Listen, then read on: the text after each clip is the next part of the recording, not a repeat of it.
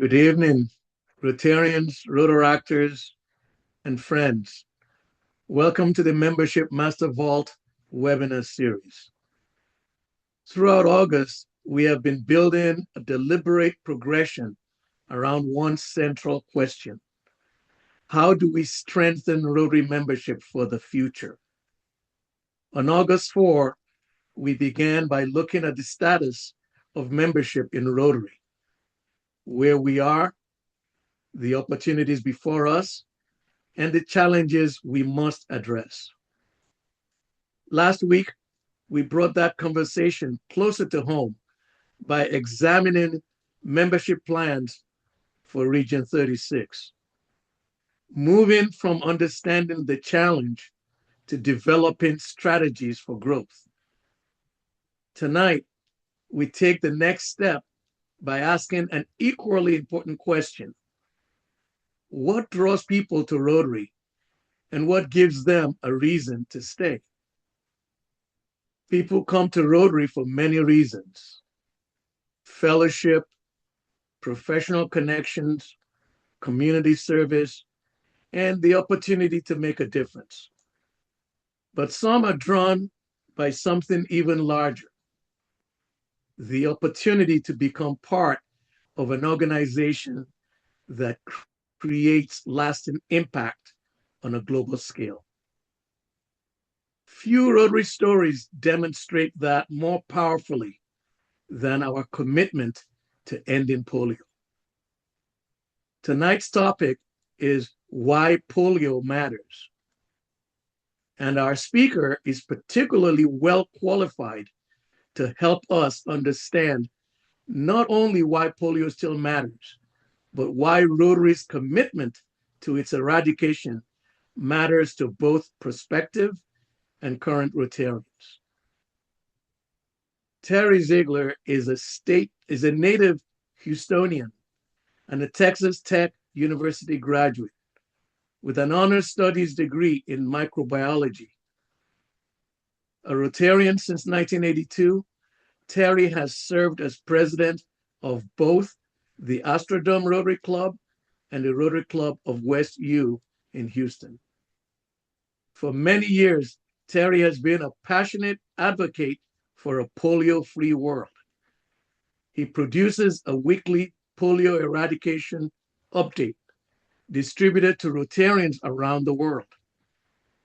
He received Rotary's Regional Service Award for a polio-free world in 2010 and the Rotary Foundation's citation for meritorious service in 2022. Today, Terry serves as the End Polio Now coordinator for Rotary Region 36, covering Central North America from Texas to Ontario. That's in Canada. But Terry also offered us a much shorter version of his Rotary biography, and perhaps it tells us something about membership as well. Terry was asked to join Rotary in 1982, fell in love with it, and has been having trouble saying no ever since. Terry, tonight, we look forward to hearing why polio matters and what this extraordinary Rotary commitment tells us about the power and purpose of Rotary membership. Welcome to the Membership Master Vault. The floor is yours.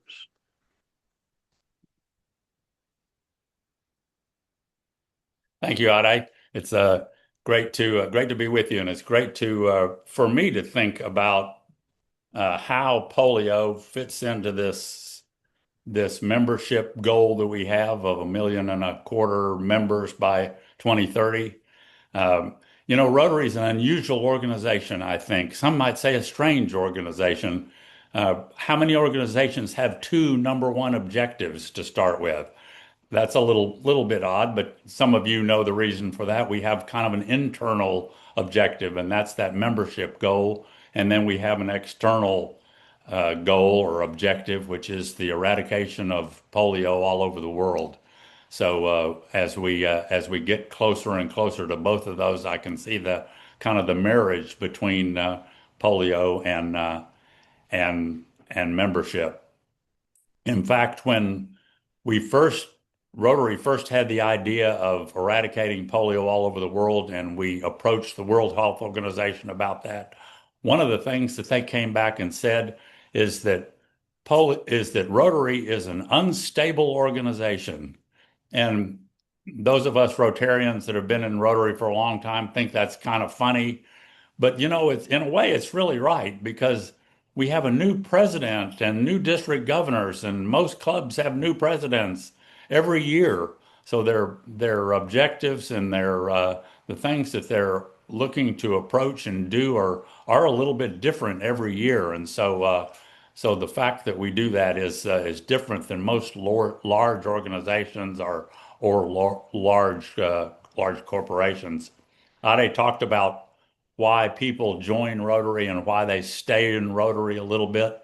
In addition to that, of course, some people join Rotary and stay in Rotary just directly because of the polio effort. People, particularly people that are polio survivors or people that know polio survivors or are relatives of polio survivors. I learned just recently that one of my relatives that I knew as a child, I knew he had a limp his whole life.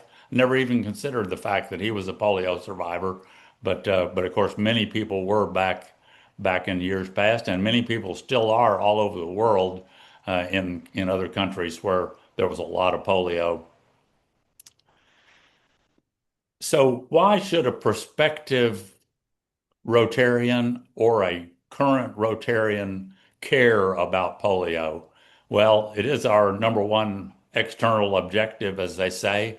It's not only the largest project in Rotary, it's the largest medical project in the world.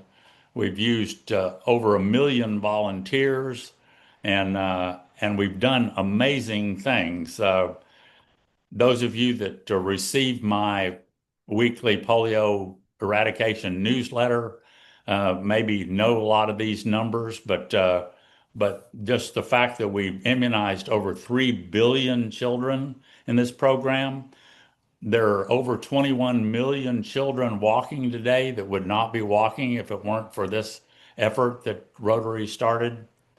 We've saved over 1.5 million lives with the polio vaccine. Some of those people would have died from polio, and others would have died from a lack of vitamin E and other things that we give with the polio vaccine. So it's been an amazing journey that we've been on for this 40 years, and we're certainly looking forward to the day when we can say that we've reached 0 cases and we've gotten to our goal. And that is, I should say, that is the goal, is to have 0 cases, both wild polio cases and vaccine-derived or variant cases, which if you're not up on things, you might not know what that means. But this year so far, we've had 18 wild cases, all in Pakistan and Afghanistan, our final two endemic countries. But we've actually had over 100 of the variant cases, all in Africa. And these are the result of communities having low or no immunity to polio, so they've never been vaccinated. And when a child receives the oral polio vaccine, it can mutate after it's picked up by several children, several generations of children, and it can mutate back to an infectious form and cause polio just like the wild polio that you see in Pakistan and Afghanistan. So we're committed to ending polio in both of those types, and that's our goal. We've done amazing things since 1985.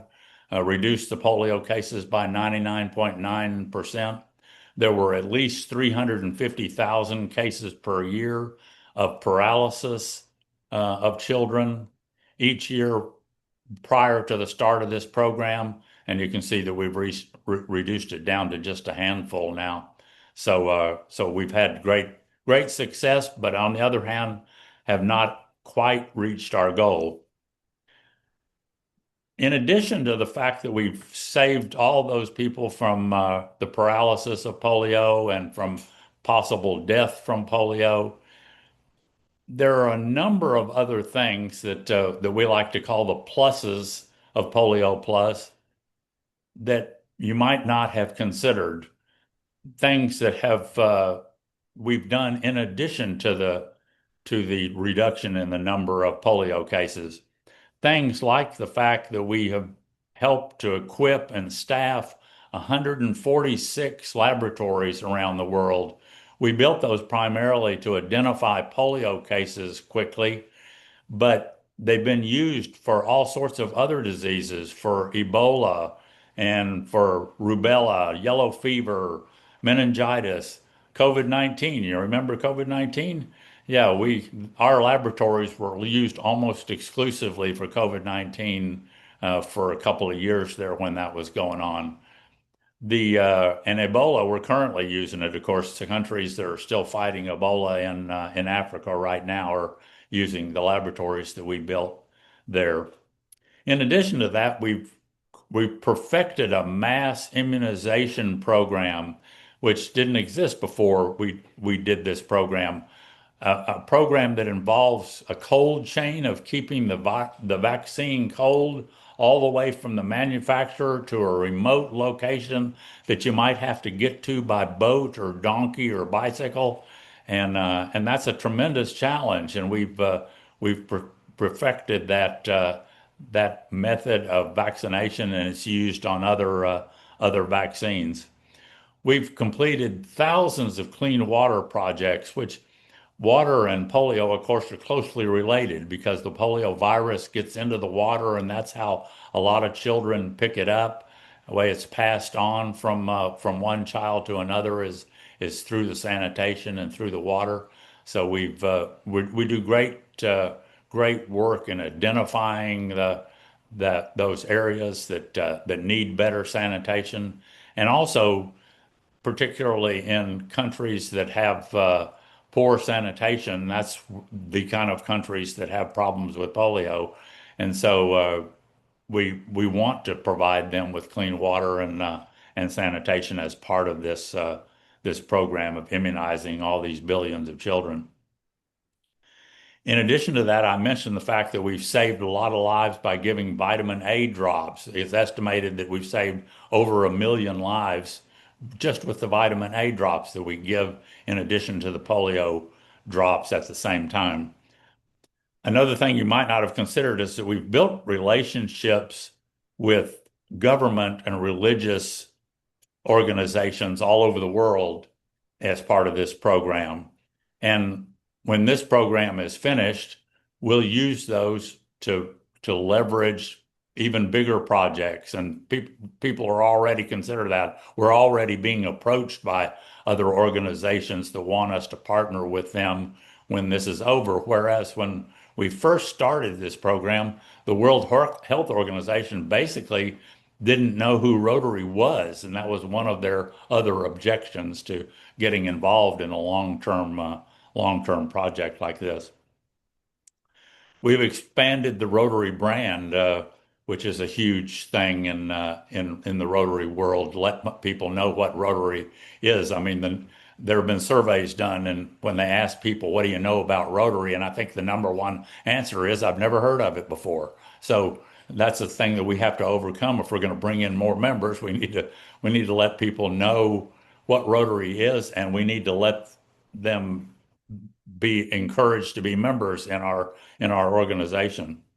We've improved surveillance systems to look for that polio virus in the water, and that's been used for other diseases also. And so it's important that we've strengthened that. We've strengthened just general health care systems particularly in Afghanistan and Pakistan, maybe even more so in Afghanistan. Some of you know that the healthcare system is just basically a shambles in Afghanistan, but we've provided some leadership through UNICEF and the World Health Organization and our other partners that have protected some of those children from not only polio, but from everything else. This is a very expensive program. We're currently spending about $1 billion per year. on this effort. And anything when you talk about doing a project that covers the whole world, it's going to be very expensive, but it's really also very cost effective. We've had studies done that show that we've already saved way more money than we've spent. And you may say, well, how can that be? Because we're only saving a handful of children from having polio. But you got to realize that we've saved 1 million children from being paralyzed in countries that don't have a good healthcare system to support those children. So those children have become successful citizens in their country rather than being forced to draw on the social services of those countries. We've also supported polio survivors in the countries all over the world, and we continue to do that with health care and with mobility devices. We've also created thousands of jobs in countries that still have polio, not only vaccinators, but also researchers and the supervisors for those healthcare professionals and support for jobs for polio survivors. So we've done amazing things in addition to the polio program itself. I really believe that the legacy that Rotary is creating through a polio-free world is one that we will be known for the rest of the time that Rotary is in the world. And I think that it'll be recognized more and more the closer that we get, and I can see that in the press. I get reports of press around the world about polio, and it just continues to increase. Mostly articles talking about how close we are and the things that we have to do to reach those final children. So it's definitely one of those things that we're looking forward to us bringing in more members, and also it will also lead to a more committed and larger Rotary world. I think a world that will be able to do larger and more important and more self-sustaining projects. And finally, I guess the last of the pluses in polio is that I really think everything that the Rotary Foundation does and everything that Rotary clubs do in their communities really is in their own way and in a small way is leading one step at a time towards a more peaceful world. And that's kind of hard to see on a global scale with all the things that go on in the world and the news coverage, which of course loves to cover things that are maybe not the most wonderful things in the world. But I think Rotarians and the polio effort are definitely both the guiding posts for creating a more peaceful world. And so I think that will be leading in that direction as we go on. I guess I'd just like to close by saying that one of the things that we need to complete this program, obviously, is we have to have Rotarians. We have to have Rotarians that are committed to the polio effort, and so membership and the polio program go hand in hand both ways, both from the standpoint of that I think Rotary needs this huge effort and our effort needs polio. I mean, needs members that are committed to this huge polio effort. If you have any interest in receiving that weekly polio newsletter that I have, I think that's going to be posted on Facebook, and my email address is on there. Just send me an email, and I'm happy to add you to that. And this note that I wrote about the pluses of Polio Plus, I believe, is also on that. And so it's something that if you were looking for something to discuss at your Rotary Club or to bring up as a quiz in your Rotary Club, you're certainly welcome to use that or whatever part of that you would like to. I think we're just about out of time. Well, thank you, Terry, uh, for reminding us so clearly why polio matters and why Rotary's commitment to ending polio continues to matter to our membership story. Tonight adds an important third piece to the progression we have been building throughout August. We began by examining where Rotary membership stands. We followed that by looking at our Region 36 plans for membership growth. And tonight, Terry has helped us consider something fundamental. What draws people to Rotary and what gives them a reason to stay? For some, it's fellowship. For others, service in their communities.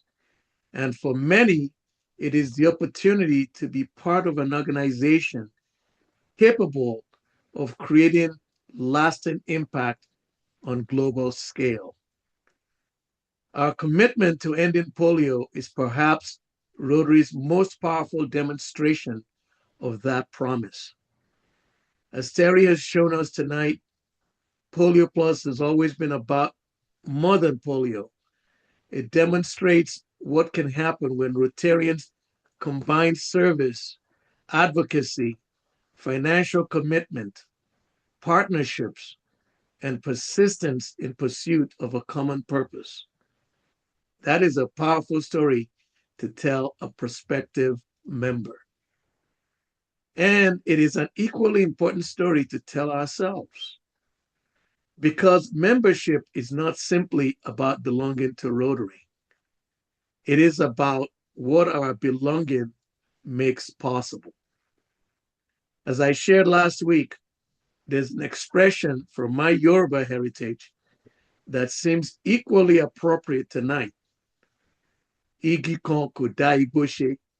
One tree does not make a forest. Last week, I shared it in the context of membership growth.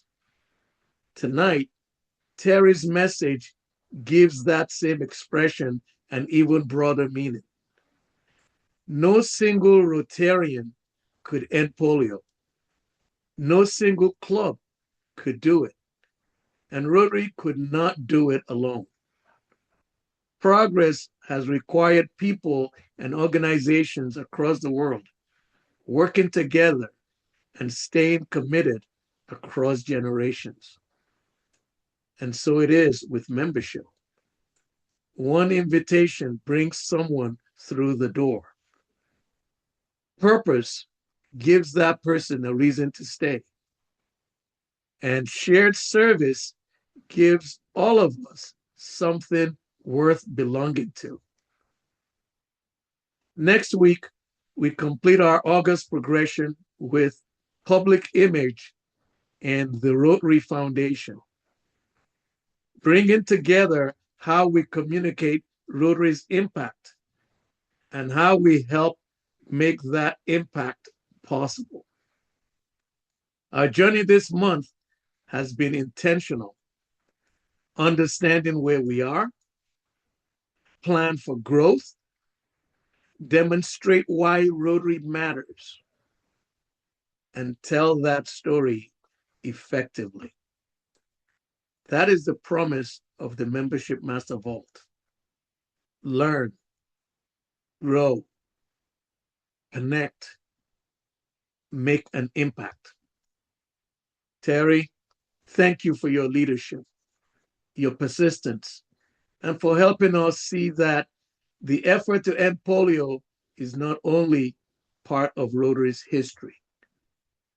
It is part of the story of who we are and an invitation to others to become part of what Rotary can accomplish. Thank you all for joining us tonight.